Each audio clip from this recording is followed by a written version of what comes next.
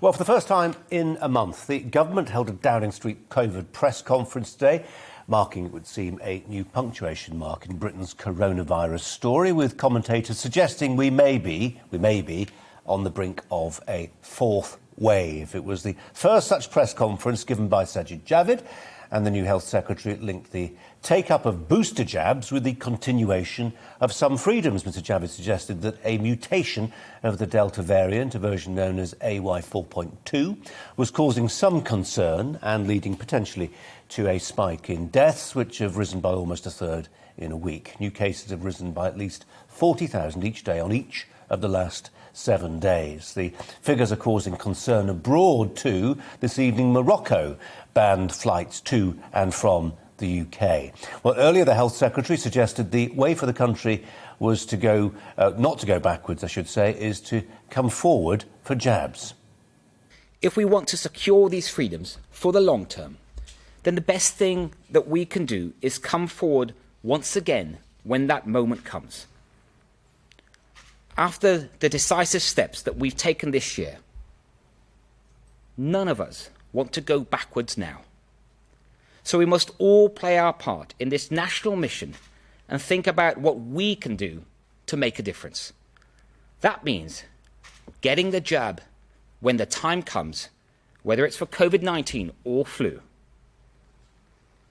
But although vaccinations are our primary form of defence, there are many more things that we can all do to help contain the spread of this virus, like meeting outdoors where it's possible, and if you can only meet indoors, letting in fresh air, like wearing a face covering in crowded and enclosed spaces, especially if you're coming into contact with people that you don't normally meet, and like making and taking rapid tests, making them as part of your weekly routine.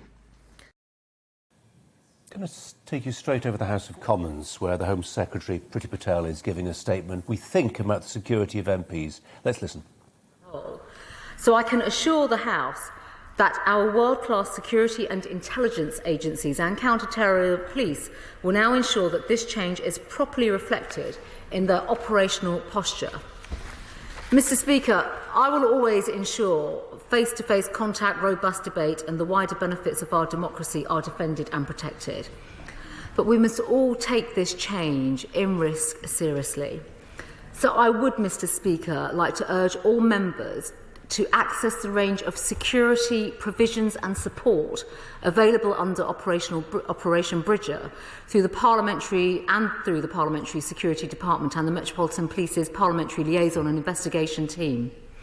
As well as for our own sake, we have a duty of care to protect our staff and the general public.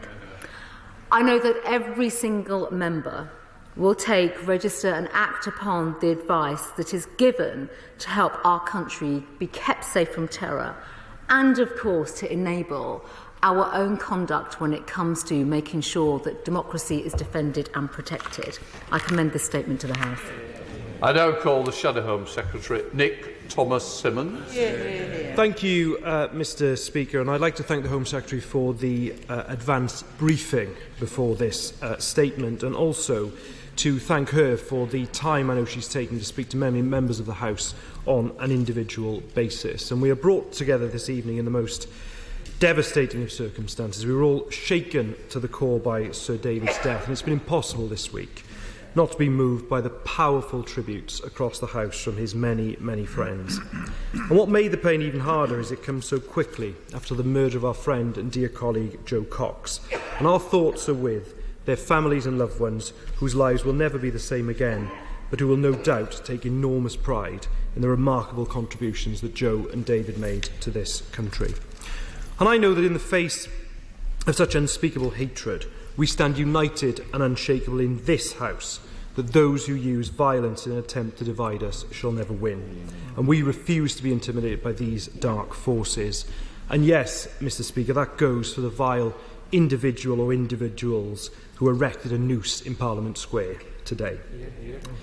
Yet in order to stand firm in the face of these threats, we must do everything possible to guard against these violent positions, not least as we hear, as the Home Secretary has set out, that the threat level to MPs has been raised to substantial, and we accept the assessment made by the Joint Terrorism Assessment Centre that the threat has increased. And we must now take we necessary pull away steps, from the House of not Commons. just for our own we just missed the very top of what Priti Patel, the Home Secretary, was announcing.